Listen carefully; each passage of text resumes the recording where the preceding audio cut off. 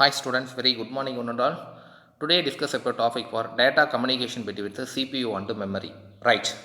நம்ம போன ப்ரீவியஸ் கிளாஸில் மைக்ரோ ப்ராசஸர்னால் என்ன, மைக்ரோ ப்ராசஸருக்கான பர்பஸ் என்ன, அதுக்கான மேஜர் காம்போனன்ட் என்ன அப்படின்றத பார்த்துருந்தோம். ரைட். அதுக்கடுத்து இன்றைக்கி நம்ம பார்க்கக்கூடிய டாபிக் என்ன சார் அப்படின்னா, data communication between the CPU and memory. Data அப்படின்னா என்ன சார்? இது நம்ம செகண்ட் சாப்டரில் வந்து பார்த்துருப்பாங்க. நம்பரிங் சிஸ்டத்தில் டேட்டா அப்படின்றதுக்கான மீனிங்கும் இன்ஃபர்மேஷன் அப்படின்றதுக்கான மீனிங்கும் பார்த்துருப்போம். அது கரெக்டாக எக்ஸாம்பிளோட ஃபஸ்ட்டு சாப்டர்லேயே கொடுத்துருப்பான், செகண்ட் சாப்டர்லேயும் ஒரு டைம் வந்து ரிவைஸ் பண்ணி கொடுத்துருப்பாங்க. இருந்தாலும் ஒரு டைம் நாம் அதை கண்டென்ட்டை பார்த்துட்டு உள்ளார போகலாம். For example, Somu otherwise Raja 16, Somu 90. Right. இந்த ராஜான்றதும் சோமுன்றதும் 19 அண்டு 16 இது எல்லாமே one of the data sir. Okay sir. இன்ஃபர்மேஷனை என்ன சார் அப்படின்னா, Raja is 16 year old. Raja is 16 year old. ராஜாவுக்கு 16 வயசு ஆகுது. Okay sir. இப்போ இந்த ராஜா ஈக்குவல் டு 16 போட்டிருக்கோம். இது மீனிங்ஃபுல் இல்லாதது. அதுவே ராஜா 16 இயர் ஓல்டுன்னு கொடுத்தோம் அப்படின்னா it is a meaningful statement. அப்போ மீனிங்ஃபுல் ஸ்டேட்மெண்ட்டாக வந்துச்சு அப்படின்னா the name is call the information. அதாவது ஃபார்மேட் பண்ணியிருக்கக்கூடிய டேட்டாவாக இருந்தது அப்படின்னா the name is call the information. Unformatted டேட்டாவாக இருந்தது அப்படின்னா the name is call the data. அவ்வளோதான், ஒர்க் முடிஞ்சு போச்சு. இதைத்தான் இங்கே டேட்டானா என்ன, இன்ஃபர்மேஷனா என்னன்றதை பிகினிங் வந்து கொடுத்துருப்பாங்க. இப்போ டேட்டான்ற வேர்டுக்கு மீனிங் நமக்கு புரிஞ்சிருக்குன்னு நினைக்கிறேன். Okay sir. டேட்டான்ற வேர்டுக்கு என்ன மீனிங் புரிஞ்சிருக்கு? இப்போ டேட்டா வந்து எப்படி சார் கொடுப்போம், டேட்டான்றதுக்கு எக்ஸாம்பிள் என்ன சார் அப்படின்றது நமக்கு தெளிவாகவே தெரியும். Data is a collection of information sir. Otherwise data is a raw fact sir அப்படின்லாம் நமக்கு தெரியும். Okay sir. இப்போ டேட்டான்றதுக்கும் டேட்டாவுக்கான எக்ஸாம்பிள்ன்றது நமக்கு தெளிவாகவே தெரியும். இந்த டேட்டா வந்து ட்ரான்ஸ்ஃபர் ஆகுதுப்பா. எங்கெங்கே ட்ரான்ஸ்ஃபர் ஆகுது அப்படின்னா பாருங்கள், data communication between the CPU and memory. சிபியுக்கும் மெமரிக்கும் டேட்டா வந்து ட்ரான்ஸ்ஃபர் ஆகுது. CPU அண்டு மெமரிக்கு டேட்டா நமக்கு ட்ரான்ஸ்ஃபர் ஆகுது. இது எப்படி சார் ட்ரான்ஸ்ஃபர் ஆக போகுதுன்றது தான் இந்த நம்ம டாப்பிக்கில் வந்து பார்க்கக்கூடிய கண்டென்ட்டு. இப்போ விஷயம் உனக்கு தெளிவாக புரிஞ்சிருக்குன்னு நினைக்கிறேன். Data communication between the CPU and memory. Sir நம்மளுடைய சிபியுக்குள்ளார டேட்டா சிபியூலேருந்து மெமரிக்கும், மெமரிலேருந்து சிபியுக்கும் எப்படி சார் டேட்டா வந்து ட்ரான்ஸ்ஃபர் ஆக போகுதுன்றதான் இதில் நம்ம பார்க்க போகிறோம். இதில் ஃபர்ஸ்ட் ஒன் பாருங்கள், என்ன தியரி கொடுத்துருக்கான்றதை பார்க்கலாம்.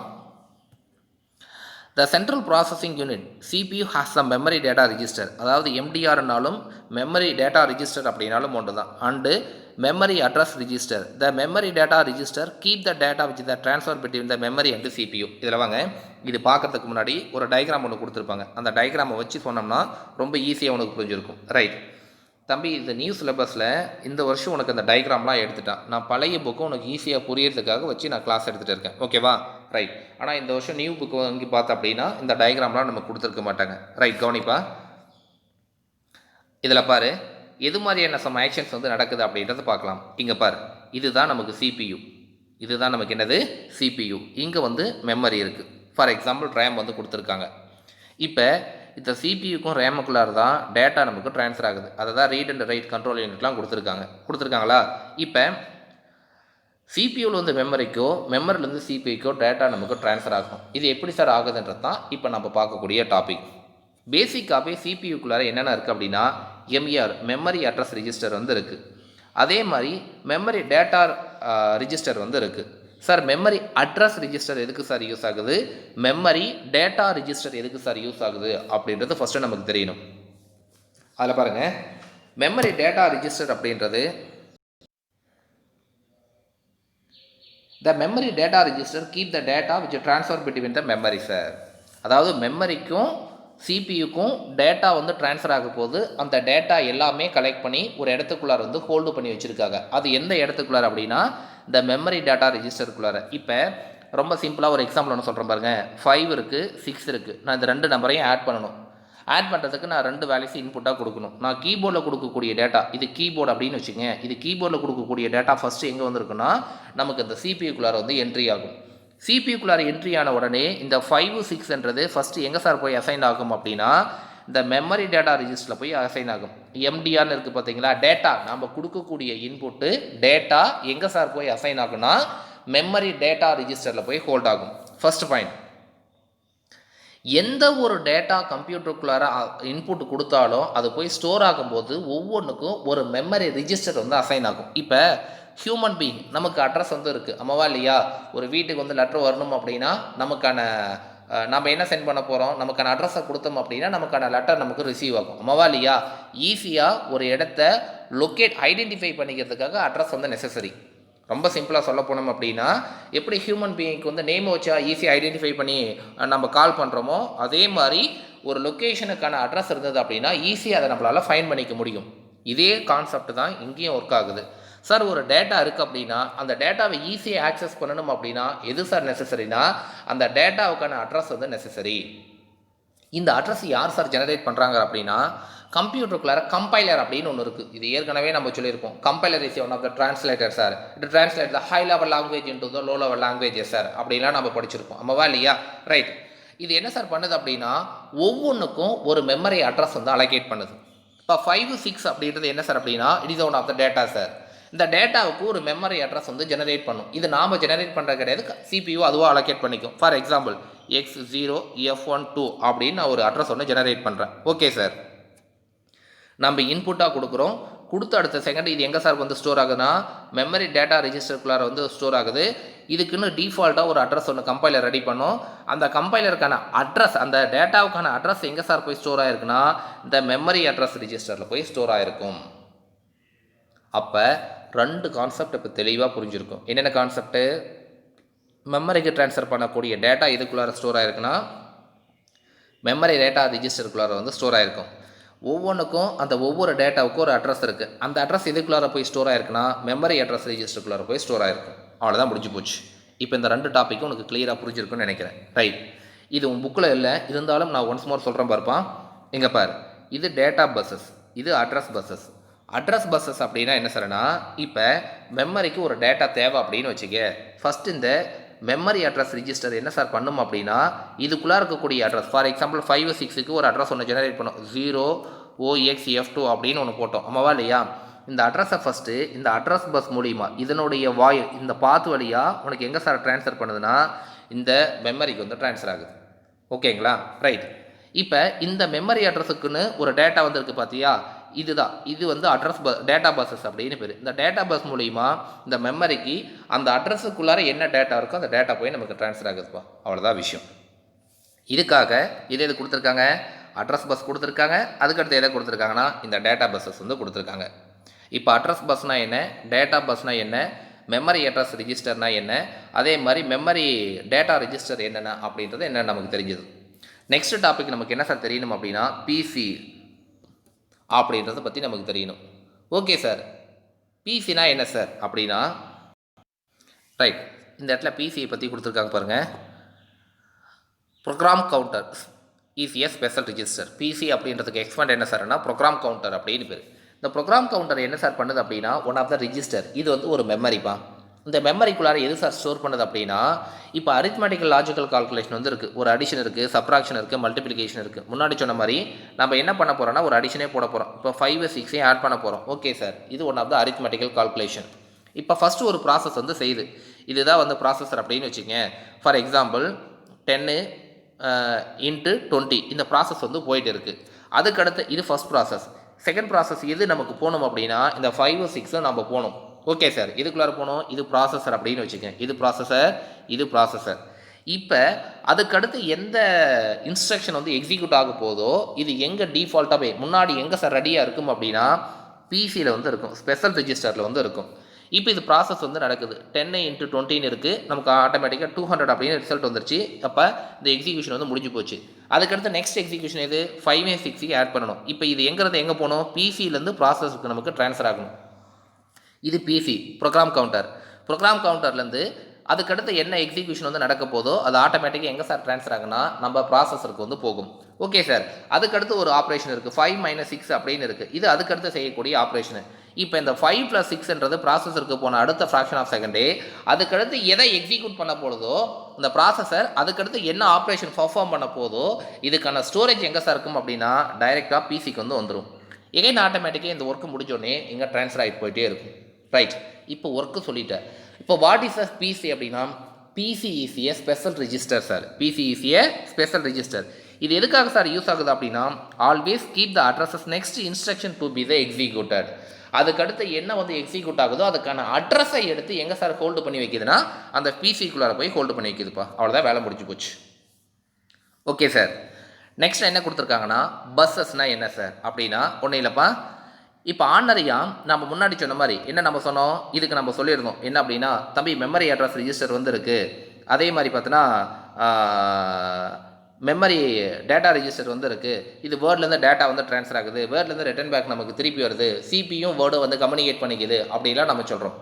இப்போ டேட்டா நமக்கு ட்ரான்ஸ்ஃபர் ஆகுது, ஆமாவா இல்லையா? இதன் மூலிமா டேட்டா ட்ரான்ஸ்ஃபர் ஆகுது, அட்ரஸ் பஸ் மூலிமா அட்ரஸ் ட்ரான்ஸ்ஃபர் ஆகுது, டேட்டா பஸ் மூலிமா டேட்டா நமக்கு ட்ரான்ஸ்ஃபர் ஆகுது. ஆகுதா இல்லையா?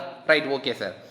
இந்த அட்ரஸ் பஸ்ன்றதும் டேட்டா பஸ்ன்றதும் என்ன சார் அப்படின்னா ஒன் ஆஃப் த கேபிள். இப்போ நம்ம சிஸ்டத்துக்குள்ளார பார்த்தோம் அப்படின்னா எல்லாமே ஒயர்ஸ் கலெக்ட் பண்ணியிருக்காங்களா இல்லையா? அந்த ஒயருக்கு தான் என்ன சார் பேர் அப்படின்னா நம்ம கேபிள்னு சொல்லலாம், அதர்வைஸ் இல்லைனா பஸ்ஸஸ் அப்படின்னு சொல்லலாம். அப்போ பஸ் மூலிமா என்ன சார் ட்ரான்ஸ்ஃபர் பண்ணலாம்னா டேட்டா கம்யூனிகேட் பண்ணிக்கிறதுக்கு அட்ரஸையும் டேட்டாவையும் நாம் ட்ரான்ஸ்ஃபர் பண்ணலாம். எங்கிறது எங்கே? சிபியூலேருந்து வேர்டுக்கோ இல்லை வேர்ட்லேருந்து சிபியூக்கோ இல்லை வேறு எந்த ஒரு டிரான்சாக்ஷன் ஆக்ஷன் நடந்தாலும் சரி, இல்லை மெயின் மெம்பர்லேருந்து அவுட்புட் வைஸுக்கோ இல்லை கீபோர்ட்லேருந்து சிபியூக்கோ இப்போ டேட்டா எல்லாமே கம்யூனிகேட் ஆகுது. எதன் மூலிமா கம்யூனிகேட் ஆகுது அப்படின்னா பஸ்ஸஸ் மூலிமா கம்யூனிகேட் ஆகுது. Buses அப்படின்றதுனா cables. ஆர்டினரியாகவே நம்ம சிஸ்டம் பார்த்தோம்னா எல்லாமே கேபிள் மூலிமா கனெக்ட் பண்ணியிருப்பாங்க. பவர் கேபிள் உள்ளார வந்து விஜிஏ போர்ட்டு கேபிள், அதே மாதிரி யூஎஸ்பி மவுஸு, யூஎஸ்பி கீபோர்டு, இது எல்லாமே கனெக்ட் பண்ணியிருப்பாங்க, ஆமாவா இல்லையா? ஸோ இந்த கேபிள்ஸ் மூலிமா தான் டேட்டா நமக்கு கம்யூனிகேட் ஆகுது. இந்த கேபிளுக்கு என்ன சார் பேர் அப்படின்னா the name is called the buses அப்படின்னு பேர். ரைட். இப்போ பாருங்கள், இதை தான் இந்த பஸ்ஸை பற்றி இங்கே எக்ஸ்ப்ளனேஷன் வந்து கொடுத்துருக்காங்க. என்ன கொடுத்துருக்காங்க? Bus is a collection of wire used to communicate between the internal component of the computer. உள்ளுக்குள்ளார டேட்டா வந்து நமக்கு கம்யூனிகேட் ஆகணும் அப்படின்னா அது எதன் மூலிமா கம்யூனிகேட் ஆகும் அப்படின்னா பஸ் மூலிமா கம்யூனிகேட் ஆகணும். பஸ்ஸுக்கு வேறு நேம் என்ன சார் அப்படின்னா the name is called the wires அப்படின்னு பேருப்பா. அவ்வளோதான், முடிஞ்சு போச்சு. ரைட். நெக்ஸ்ட் ஒன் இஸ் ஓகேப்பா. நெக்ஸ்ட் ஒன் இஸ் என்ன அப்படின்னா வேர்டுக்கான சைஸ் நமக்கு தெரியணும். இப்போ ஆர்டினரியாகவே நான் கம்ப்யூட்டருக்குள்ளார போயிட்டு ஒரு டெக்ஸ்ட் டாக்குமெண்ட் ஒன்று க்ரியேட் பண்ண அப்படின்னு வச்சுக்க, அதுக்கு சைஸ் அலாட் ஆகுது. அதாவது 1 KB, 100 KB, 1 MB, 1 GB அப்படின்னு அலாட் ஆகுது. அது எப்படி சார் அலாட் ஆகுது அப்படின்னா இதுக்கான எக்ஸாம்பிள் நம்ம முன்னாடியே சொல்லியிருந்தோம், இருந்தாலும் நான் சொல்கிறேன் பாருப்பா. இங்கே பார், ரொம்ப நான் சிம்பிளாக சொல்கிறேன். இதுக்கு எது எது காமனாக இருக்கணும் அப்படின்னா first one is memory address register, memory address register, memory data register. இப்போ பாருங்கள், இந்த மெமரி டேட்டா ரிஜிஸ்டர் வந்து 8 பிட்டில் இருந்தது அப்படின்னா கம்பல்சரியாக வேர்டு எத்தனை பிட்டில் இருக்கணும் அப்படின்னா 8 பிட்டில் தான் இருக்கணும். அதாவது ரேமுக்குள்ளே இருக்கக்கூடிய வேர்டும் அந்த எம்டிஆருக்கான சைஸும் எப்படி சார் இருக்கும் அப்படின்னா சேமாக இருக்கணும். நான் இதுக்கு 8 கொடுத்துட்டு இதுக்கு 16 பிட்டு கொடுத்தோம் அப்படின்னா ப்ராசஸர் வந்து சப்போர்ட் பண்ணாது. அப்போ எம்டிஆர் என்ன சைஸோ அதே காமன் சைஸு தான் எது இருக்கணும் அப்படின்னா இந்த ரேமுக்குள்ளே இருக்கக்கூடிய வேர்டுக்கான சைஸ் வந்து ஈவனாக இருக்கணும். இப்போ ஒரு டெக்ஸ்ட் டாக்குமெண்ட்டை ஜெனரேட் பண்ணோம் அப்படின்னா ஈவனாக இருந்தால் மட்டும்தான் நமக்கு சைஸ் வந்து உள்ளுக்குள்ளார வேர்டுக்கான சைஸ் கரெக்டாக அலாட் ஆகும். 8 பிட்டு, 16 பிட்டு, இல்லை கேபி கணக்கில் அலாட் ஆகும், இல்லை எம்பி கணக்கில் வந்து அலாட் ஆகும். அலாட் ஆகிறதுக்கு முன்னாடி எது சார் நெசசரினா எம்டிஆர் மெமரி அட்ரஸ் ரிஜிஸ்டருக்கான பைட்டும் அதே மாதிரி ரேமுக்குள்ளே இருக்கக்கூடிய வேர்டுக்கான பைட்டும் எப்படி சார் இருக்கணும் அப்படின்னா சேமாக இருக்கணும் அப்படின்னு சொல்லியிருப்பாங்க. பாருங்கள், இதுக்கு எக்ஸாம்பிள் வந்து கொடுத்துருப்பாங்க. எங்கள் எக்ஸாம்பிள் அப்படின்னா கீழே தியரியாக கொடுத்துருக்காங்க பாரு. Word in the RAM has the same size number of bits as the memory data. Memory data register is the processor is an 8-bit processor like Intel 8085 MDR. The word RAM has the both 8 bits sir. இதில் என்ன சொல்லியிருக்காங்க sir? கம்பல்சரியாக எது காமனாக இருக்கணும் அப்படின்னா memory data register வந்து 8 bit அப்படின்னா இப்போ இன்டெல் 8085 அப்படின்ற ப்ராசஸர் இருக்குது. இது பேர் ப்ராசஸர். இந்த ப்ராசஸர் வந்து பார்த்தீங்கன்னா 8 பிட் அப்படின்னா ரேமுக்குள்ளே இருக்கக்கூடிய வேர்டு எப்படி சார் இருக்கணும் அப்படின்னா கம்பல்சரியாக 8 பிட் இருக்கணும். அப்போ ரெண்டும் ஈவனாக இருந்தால் மட்டும்தான் எனக்கு வரக்கூடிய அவுட்புட் வந்து, அதாவது நான் கிரியேட் பண்ணக்கூடிய டெக்ஸ்ட் டாக்குமெண்ட்டுக்குள்ளார எனக்கு சைஸ் வந்து கரெக்டாக அலாட் ஆகும். இன்கேஸ் நான் ரேமுக்குள்ளே இருக்கக்கூடிய வேர்டு வந்து ரேம் வந்து 16 பிட்டாக போட்டிருக்கேன், இதில் போயிட்டு நான் எம்டிஆர் வந்து பார்த்தோன்னா 32 பிட்டு போட்டேன் அப்படின்னா இது சப்போர்ட் ஆகுமானா சப்போர்ட் ஆகாது. அப்போ எம்டிஆரும் ஒரு விஷயம் தெளிவாக தெரிஞ்சிருக்கணும், எம்டிஆர் மெமரி டேட்டா ரிஜிஸ்டரும் அதே மாதிரி நெக்ஸ்ட் ஒன் இஸ் என்ன சார் அப்படின்னா ரேமுக்குள்ளே இருக்கக்கூடிய வேர்டுக்கான சைஸும் எப்படி சார் இருக்குன்னா ஈவனாக இருக்கணும். ரைட், ஓகேப்பா. Next one is read and ரைட்ப்பா. சார் ரீடுனா என்ன சார், ரைட்டுனா என்ன சார்னா read operation transfer the data from the word to memory sir, word to memory data register. The write operation transfer the data from the memory data register to the word sir. அதாவது ரீடுன்றது என்னன்னா இது வேர்டுப்பா, இது memory. வேர்ட்லேருந்து மெமரிக்கு data வந்து transfer ஆச்சுன்னா the name is called the ரீடுன்னு பேர். Okay sir, மெமரிலேருந்து வேர்டுக்கு ட்ரான்ஸ்ஃபர் ஆச்சுன்னா the name is called the right அப்படின்னு பேர். தம்பி இதுக்கு மேலே வந்து பார்த்தோன்னா ஒரு சில பேராகிராஃப் வந்து கொடுத்துருப்பான். பழைய புக் வாங்கி பார்த்தோன்னா அந்த பேராகிராஃப் இருக்கும். நியூ சிலபஸில் அந்த கண்டென்ட் எல்லாமே நமக்கு ரிமூவ் பண்ணி கொடுத்துருக்கான். பழைய புக்கு வாங்கிக்கிட்டு தேவையில்லாமல் கன்ஃபியூஸ் பண்ணிட்டு உட்காந்துருக்காது. ஓகேவா? இன்கேஸ் நம்ம நடத்துகிற வீடியோவிலேருந்து அப்படியே நீ ஹின்ஸ் எழுதுனா ஓகே. இல்லை சார் பழைய புக்கு எடுத்து வச்சுன்னா ஒரு சில டாபிக் வந்து கண்டென்ட் அடிஷ்னலாக கொடுத்துருப்பான். சார் அதில் என்ன சார் அடிஷ்னலாக இருக்குது அப்படின்றது ஒரி பண்ணிக்க வேண்டாம், அது சிலபஸில் எல்லாமே கட் பண்ணி விட்டுட்டான். ஓகேவா? ரைட். இதோட உனக்கு அந்த டாபிக், அதாவது ஒரு 5 மார்க் கொஷின்ப்பா, அந்த 5 மார்க் கொஷின் வந்து முடிஞ்சு போச்சு. அவன் கொஷின் எப்படி கேட்குறான்னா write read note on data communication between the CPU and memory அப்படின்னு கேட்கலாம்பா. ரைட். நெக்ஸ்ட் டாபிக் என்ன சார்னா types of microprocessor. Sir micro ப்ராசஸரில் என்னென்ன டைப்ஸ் சார் இருக்குது அப்படின்றத பற்றி தான் இப்போ நம்ம பார்க்க போகிறோம். ரைட். ஃபர்ஸ்ட் ஒன் இஸ் பாருங்கள். The microprocessor can be classified based on the following criteria. The width of the data that can be the processed, the instruction set. பேசிக்காகவே மைக்ரோ ப்ராசஸரை 2 டைப்பாக கிளாஸிஃபை பண்ணியிருக்காங்கப்பா. என்னென்ன டைப் அப்படின்னா வித்தை பொறுத்து மைக்ரோ ப்ராசஸரை பிரிச்சிருக்காங்க, இன்ஸ்ட்ரக்ஷனை செட்டை பொறுத்து பிரிச்சிருக்காங்க. ஓகே சார், இல்லை இன்ஸ்ட்ரக்ஷன்னா என்ன, இன்ஸ்ட்ரக்ஷன் செட்டுனா என்னன்றதை நம்ம முன்னாடியே சொல்லியிருக்கோம். இன்ஸ்ட்ரக்ஷன்னா என்ன, கம்ப்யூட்டரில் ஒரு ஆப்ரேஷன் நடக்க போது அதுக்கு நாம் பண்ணக்கூடிய ஒரு ஆக்ஷன், நம்ம கொடுக்கக்கூடிய ஒரு டேட்டா, கொடுக்கக்கூடிய ஒரு கமெண்ட்டுக்கு என்ன சார் பேர் அப்படின்னா இன்ஸ்ட்ரக்ஷன் அப்படின்னு பேர். இன்ஸ்ட்ரக்ஷன் செட் அப்படின்னா மல்டிபிள் கமெண்ட்டை வந்து இன்புட்டாக கொடுக்க போகிறோம், இதுக்கு பேர் இன்ஸ்ட்ரக்ஷன் செட் அப்படின்னு பேர். இது ஏற்கனவே பார்த்தது தான். Okay sir. நெக்ஸ்ட் என்ன சார் அப்படின்னா சார் வித்தை பொறுத்தோ இன்ஸ்ட்ரக்ஷனை செட்டை பொறுத்தோ நம்மளுடைய மைக்ரோ ப்ராசஸர் வந்து கிளாஸிஃபை பண்ணியிருக்காங்க. Okay sir. அதில் ஃபர்ஸ்ட் ஒன் என்னன்னா classification of microprocessor based on the instruction based on the width of the data. வித்தை பொறுத்து அதுக்கான மைக்ரோ ப்ராசஸருக்கான கிளாசிஃபிகேஷன் வந்து பிரிச்சிருக்காங்க. கீழே பாருங்கள். Depend upon the data width microprocessor can be the process instruction the microprocessor classified as. அதுக்கான வித்தை பொறுத்து மைக்ரோ ப்ராசஸரை எத்தனை டைப்பாக பிரிச்சிருக்காங்க அப்படின்னா கீழே 8 பிட் மைக்ரோ ப்ராசஸர், 16 பிட்டு, 32 பிட்டு, 64 பிட் அப்படின்னு மொத்தம் 4 டைப்பாக பிரிச்சிருக்காங்க. இன்ஸ்ட்ரக்ஷனை பொறுத்து அப்படின்னா பேசிக்காகவே இன்ஸ்ட்ரக்ஷன் அப்படின்னாவே அது எதை டிபெண்ட் பண்ணி இருக்கணும் அப்படின்னா அதுக்கான சைஸை டிபெண்ட் பண்ணி இருக்கும் அப்படின்னு சொல்லியிருக்காங்க. ஓகேவா? ரைட். நெக்ஸ்ட் ஒன் இஸ் பாருங்கள். எப்பயுமே செகண்ட் டைப்பில் classification of microprocessor based on the instruction செட்டில் 2 டைப் இருக்குப்பா. என்னென்ன டைப் அப்படின்னா ரிஸ்க்கு, செகண்ட் ஒன் இஸ் பார்த்தோம் அப்படின்னா சிஸ்க்கு. ஓகே சார், ரிஸ்க்னா என்ன சார், சிஸ்க்னா என்னன்றத கண்டென்ட் வந்து இந்த நியூ சிலபஸில் வந்து நமக்கு எடுத்துட்டாம்பா. என்ன மட்டும் கொடுத்துருக்கான் அப்படின்னா அதாவது எக்ஸாம்பிள் மட்டும் கொடுத்துருக்கான். என்ன அப்படின்னா ரிஸ்க்குக்கான எக்ஸாம்பிள் சொல்லுங்கள் சார் அப்படின்னா Pentium 4பா, Intel P6, AMD K6 and K7 அப்படின்னு கொடுத்துருக்காங்க. இது எல்லாமே ரிஸ்க்குக்கான எக்ஸாம்பிள். அதே மாதிரி சிஸ்க்கு வந்து கொடுத்துருக்காங்க. காம்ப்ளெக்ஸ் இன்ஸ்ட்ரக்ஷன் செட் கம்ப்யூட்டருக்கான மைக்ரோ ப்ராசஸருக்கான எக்ஸாம்பிள் வந்து கீழே கொடுத்துருக்காங்க. என்ன அப்படின்னா example of CISC processor 360 and 460 Pentium 2 and Pentium 3, Motorola 6000, 68000 அப்படின்ற வெர்ஷன்ஸ் வந்து கொடுத்துருக்காங்க. இது எல்லாமே எதுக்கான எக்ஸாம்பிள் அப்படின்னா காம்ப்ளெக்ஸ், அதாவது வந்து சிஸ்க்குக்கான மைக்ரோ ப்ராசஸருக்கான எக்ஸாம்பிள். இதுக்கு மேலே இருக்கக்கூடிய தியரிலாம் இல்லைப்பா, இந்த வருஷம் நியூ புக்கில் வந்து எடுத்திருக்கான். எதெல்லாம் எடுத்திருக்கான்னா இந்த டாபிக் எதுவுமே இருக்காது. இந்த தியரி கொடுத்துருக்கான் பார்த்தீங்களா, இந்த தியரி கிடையாது. அதே மாதிரி இந்த தியரியும் கிடையாது. உள்ளார ஜஸ்ட் எக்ஸாம்பிள் மட்டும் கொடுத்துருக்காங்க. அது என்னன்றது நீ பார்த்துக்க. ஓகேவா? ரைட்.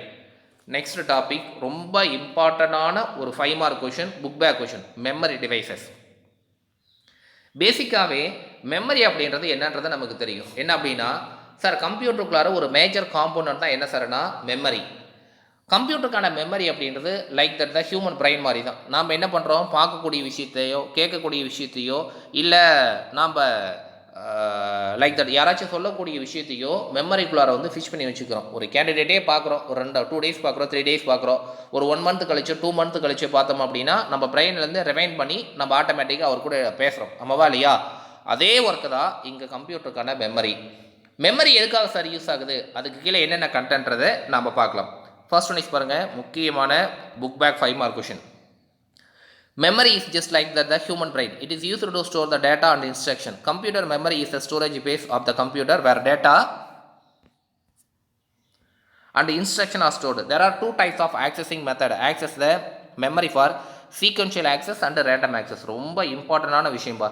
அதாவது கவனிப்பா, எப்படி ஹியூமன் பீயிங்க்கு வந்து பிரெயின் இருக்கோ அதே மாதிரி தான் நம்ம கம்ப்யூட்டருக்கான பிரெயினும் அப்படின்னு சொல்லியிருக்காங்க. அதே மாதிரி இந்த டேட்டாவை ஆக்சஸ் பண்ணிக்கிறதுக்கு, கம்ப்யூட்டர் டேட்டாவை ஆக்சஸ் பண்ணிக்கிறதுக்கு 2 டைப்பில் ஆக்சஸ் பண்ணிக்கலாம். என்னென்ன டைப் ஆக்சஸ் பண்ணிக்கலாம்னா, ஒன்று சீக்வன்ஷியல்னா இது டேட்டாப்பா. ஃபார் எக்ஸாம்பிள் பாருங்கள், நான் டேட்டா வந்து போட்டிருக்கேன், டேட்டாவுக்கு வந்து நேம் வச்சுருக்கேன் 1 2 3 அப்படின்னு டேட்டாவுக்கு வந்து நேம் வச்சுருக்கேன்.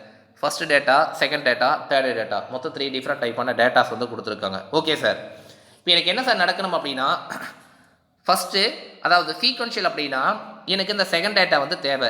செகண்ட் டேட்டா தேவை அப்படின்னாலும் இந்த சீக்வன்ஷியல் ஆக்சஸ் அப்படின்றது ஃபஸ்ட்டு டேட்டாவை வெரிஃபை பண்ணும், செகண்ட் டேட்டாவை வெரிஃபை பண்ணும், அதுக்கப்புறம் தேர்ட் டேட்டாவை வெரிஃபை பண்ணிட்டு தான் இப்போ ரிசல்ட் இது கூட மேட்ச் ஆகுது, செகண்ட் டேட்டா கூட மேட்ச் ஆகுது, இதை எடுத்து நமக்கு ரிசல்ட்டை டிஸ்பிளே பண்ணும். இதுக்கு பேர் சீக்வன்ஷியல்னு பேர். ரேண்டம் அப்படின்னா இதெல்லாம் எதுவுமே பண்ணாது. நமக்கு தேர்ட் டேட்டா தேவைன்னு வச்சுக்க, ஃபஸ்ட்டு 2 செக் பண்ண வேண்டிய நெசசரி கிடையாது. எதை மட்டும் தான் செக் பண்ணும், தேர்டை மட்டும் தான் செக் பண்ணும். அப்போ டேட்டா ஆக்சஸ் பண்ணிக்கிறதுல சீக்வன்ஷியல் கம்ஃபர்டபுளாக இருக்குமா இல்லை ரேண்டம் கம்ஃபர்டபுளாக இருக்குமானா, சீக்வன்ஷியலும் கம்ஃபர்டபுள் தான், ரேண்டமும் கம்ஃபர்டபுள் தான். ஆனால் டைமிங் ஆக்சஸ் ஸ்பீடை பொறுத்தளவுக்கு சீக்வன்ஷியல் வந்து டைம் அதிகமாகும், ரேண்டம் வந்து ரொம்ப கம்மியான பீரியடுக்குள்ளார டேட்டாவை எடுத்து ரிட்ரீவ் பண்ணி கொடுக்கும். இன்கேஸ் நான் ஒரு டேட்டாவை நான் ஃபைண்ட் பண்ண போகிறேன் அப்படின்னா, நான் கம்ப்யூட்டருக்குள்ளார ஒரு டேட்டாவை நான் ஸ்டோர் பண்ணி வச்சுருக்கேன்.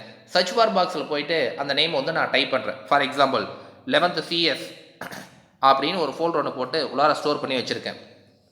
உள்ளார million of file and folders வந்து கொடுத்துருக்கு. நான் சர்ச் பார் பாக்ஸில் போயிட்டு 11th CSன்னு கொடுக்குறேன். இப்போ எனக்கு நான் அதில் வந்து சீக்வன்ஷியல் ரேமை போட்டிருந்தேன் அப்படின்னு வச்சுக்க, 1 by 1 தேடி கண்டுபிடிச்சி தான் இது மேட்ச் ஆகக்கூடிய டாக்குமெண்ட் எடுத்து வியூ பண்ணி காமிக்கும். இதுக்கு அப்ராக்சிமேட்டாக வியூ பண்ணி காமிக்க 10 minutes ஆகுது அப்படின்னு வச்சுக்கங்க. நான் ரேண்டம் கொடுக்குறேன். ரேண்டம் கொடுத்தோடனே எக்ஸாக்டாக போய் இந்த ஃபோல்டருக்குள்ளார வெரிஃபை பண்ணி பார்த்து கரெக்டாக மேட்ச் பண்ணி எடுத்து வியூ பண்ணி காமிக்கும். இதுக்கு எவ்வளோ டைம் ஆகும் அப்படின்னா ஜஸ்ட் 1 second ஆகும். அப்போ 10 minutes ஆகிறது கம்ஃபர்டபுளாக, 1 second ஆகிறது கம்ஃபர்டபுளானா 1 second ஆகிறது நமக்கு கம்ஃபர்டபுள். அப்போ சீக்வன்ஷியல் ரேம் பெஸ்ட்டா இல்லை ரேண்டம் ஆக்சஸ் பெஸ்ட்டானா, random is one of the comfortable memory RAM sir. Right, இது மாதிரி 2 டைப்பான மெமரிஸ் வந்து நம்ம பார்க்க போகிறோம். ஃபர்ஸ்ட் ஒன் இஸ் பாருங்கள், there are sequential access, random access. Sequential access, the memory accessed in the orderly manner from the starting to the end, but the random access, but the bytes memory can be accessed directly without navigating through the previous byte. அதாவது previous byte இல்லாமல் டைரெக்டாக access பண்ணிக்கும். Different memory devices arrange according to the capacity, speed and cost. அதுக்கடுத்து என்ன பண்ணியிருப்பாங்க அப்படின்னா, அதாவது மெமரிக்கான hierarchy, balance factor வந்து கொடுத்துருப்பாங்க. பேலன்ஸ் ஃபேக்டர்னா என்ன சார் அப்படின்றத பற்றி நமக்கு தெரியணும். பாருங்க, இதுதான் பேலன்ஸ் ஃபேக்டர். இந்த பேலன்ஸ் ஃபேக்டர் எதுக்கு சார் அப்படின்னா, கவனிங்க, இதை நான் லைனாக சொல்லிட்டு வரேன். ஹார்ட் டிஸ்க்கான கெப்பாசிட்டி வந்து அதிகம். பேசிக்காகவே என்னுடைய கம்ப்யூட்டருக்குள்ளார எவ்வளோ சார் ஹார்ட் டிஸ்க் போட்டிருக்கீங்க அப்படின்னா, sir 750 GB sir, 1000 GB sir, 1500 GB sir அப்படின்னு நம்ம சொல்கிறோம். ஆமாவா இல்லையா? எப்பயுமே ஹார்ட் டிஸ்க் அப்படின்னாவே ஸ்பேசஸ் வந்து, அதாவது ஸ்டோரேஜ் கெப்பாசிட்டி ரொம்ப அதிகமாக இருக்கும். ஆனால் என்ன சார் ட்ராபேக்னா, ஸ்பீடு வந்து கம்மியாக இருக்கும். ஹார்ட் டிஸ்க்கு கெப்பாசிட்டி அதிகமாக இருக்கும், ஸ்பீடு வந்து கம்மியாக இருக்கும். ஹார்ட் டிஸ்க் அடுத்து மெயின் மெமரிப்பா. மெயின் மெமரி எப்படி சார் இருக்கும் அப்படின்னா, ஹார்ட் டிஸ்கை கம்பேர் பண்ணும்போது சைஸ் வந்து கம்மியாக இருக்கும். ஹார்ட் டிஸ்கை கம்பேர் பண்ணும்பொழுது ஸ்பீடு வந்து அதிகமாக இருக்கும். ஹார்ட் டிஸ்கை கம்பேர் பண்ணும்பொழுது ரேட்டு வந்து அதிகமாக இருக்கும். மெமரி சைஸ் வந்து குறையும். அப்போ ஹார்ட் டிஸ்க்கு ஸ்பேஸ் அதிகம், மெயின் மெமரிக்கு ஸ்பேஸ் வந்து கம்மி. ஹார்ட் டிஸ்க் வந்து ஃபாஸ்ட் வந்து ஸ்லோவாக இருக்கும், மெயின் மெமரி ஹார்ட் டிஸ்கை கம்பேர் பண்ணும்போது ஃபாஸ்ட்டாக இருக்கும். ஹார்ட் டிஸ்க்கான காஸ்ட்டு கம்மியாக இருக்கும், மெயின் மெமரிக்கு காஸ்ட் வந்து அதிகமாக இருக்கும். அதுக்கடுத்து கேட்ச் மெமரி. கேட்ச் மெமரின்றது இந்த 2 மெமரியை கம்பேர் பண்ணும்போது எக்ஸிக்யூஷன் ஸ்பீடு ரொம்ப ஃபாஸ்ட்டாக இருக்கும். It is A high expansive, cost வந்து ரொம்ப காஸ்ட்டாக இருக்கும்.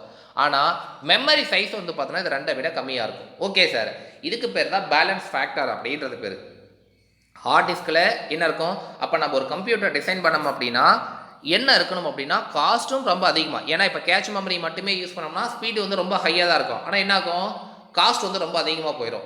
ஹார்ட் டிஸ்கே யூஸ் பண்ணியிருந்தோம், நம்ம கேட்ச் மெமரியே யூஸ் பண்ணல அப்படின்னா என்ன சார் ஆகும் அப்படின்னா, சார் உள்ளார ஸ்டோரேஜ் ஸ்பேஸ் அதிகமாக இருக்கும், ஆனால் நம்ம சிஸ்டம் வந்து யூஸ் பண்ணும்போது ரொம்ப ஸ்லோவாக இருக்கும். ஸோ அப்போ காஸ்ட்டும் நமக்கு அதிகமாகிடக்கூடாது, அதே மாதிரி ஸ்லோவாகவும் போயிடக்கூடாது. இதை ரெண்டையும் பேலன்ஸ் பண்ணுறதுக்காக தான் இந்த மெமரி வந்து கொண்டு வச்சுருக்காங்க. இதுக்கு பேர் தான் பேலன்ஸ் ஃபேக்டர் அப்படின்னு பேர்.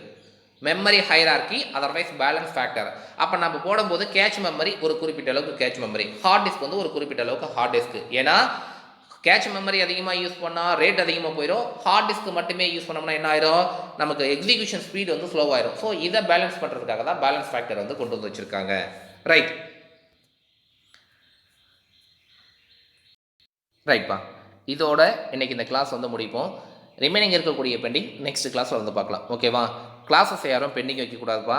டே பை டேவாக அன்னன்னைக்கு முடிக்கிற கிளாஸ் வந்து அன்றைக்கி ஈவினிங்குள்ளார கண்டென்ட் வந்து ரிப்ளை வந்திருக்கணும். ஓகேவா, ரைட். எனி ஸ்லாக்னஸ் உள்ள ஏதாச்சும் உனக்கு கண்டென்ட் வந்து பிரச்சனை இல்லை உனக்கு ஏதாச்சும் தேவை அப்படின்னா இமிடியேட்டாக எனக்கு வந்து கால் பண்ணிக்க. ஓகேவா, ரைட்ப்பா. Thank you one and all.